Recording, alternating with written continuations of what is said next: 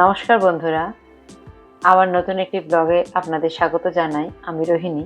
আশা করি আপনারা সকলে ভালো এবং সুস্থ আছেন। আমরাও ভালো আছি। আগের দিন আপনাদেরকে বলেছিলাম যে স্যামন মাছের একটি মজার ভিডিও করব, আর আজকে সেই ভিডিওটি নিয়ে চলে এসেছি। দেখুন শেষ পর্যন্ত ভিডিওটা, আশা করি আপনাদের ভালো লাগবে। ইউএসএতে আসার পরে যখনই স্যামন মাছ কিনেছি এবং খেয়েছি, এই মাছটি সুস্বাদু, কিন্তু যেটা আমার সবথেকে আকর্ষণ করেছে, এই মাছটা লাল, কমলা বা গোলাপি রঙের হয়ে থাকে। মাছটা নানান প্রজাতির হলেও এই মাছের যে দেহের মাংস, মানে যেটা আমরা খাই মাছটা, সেটা সবসময় রঙিন হওয়ার কারণটা আমার জানতে ইচ্ছা করেছে। তাতে যেটা জানতে পারলাম, এই মাছের খাদ্যই হচ্ছে রঙের প্রধান রহস্যের কারণ।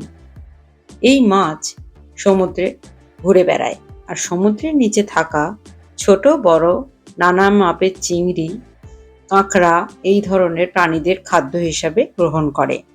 আসলে এই চিংড়ি, কাঁকড়া এইসব প্রাণীর দেহে ক্যারোটিনয়েড রঞ্জক বলে এক ধরনের রঞ্জক থাকে, আর তার মধ্যে বিশেষ করে অ্যাস্টাজ্যান্থিন বলে একটি পদার্থ, মানে এক ধরনের ক্যারোটিনয়েড রঞ্জক রয়েছে, যে রঙিন পদার্থটা এই স্যামন মাছের কমলা, লাল বা গোলাপি রঙের রহস্য।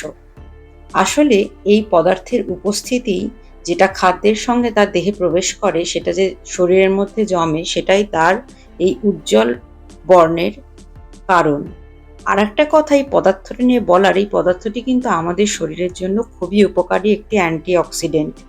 এই অ্যাস্টাজ্যান্থিন বিভিন্ন ক্যারোটিনয়েড যুক্ত খাদ্য থেকে আমরা দেহের মধ্যে গ্রহণ করি, আর এই কারণেই স্যামন মাছকে এত উপকারী মাছ বলে মনে করা হয়। এই ইন্টারেস্টিং তথ্যটা আপনাদের সাথে শেয়ার করে ভালো লাগলো। আবার নতুন একটি ভিডিওতে দেখা হচ্ছে।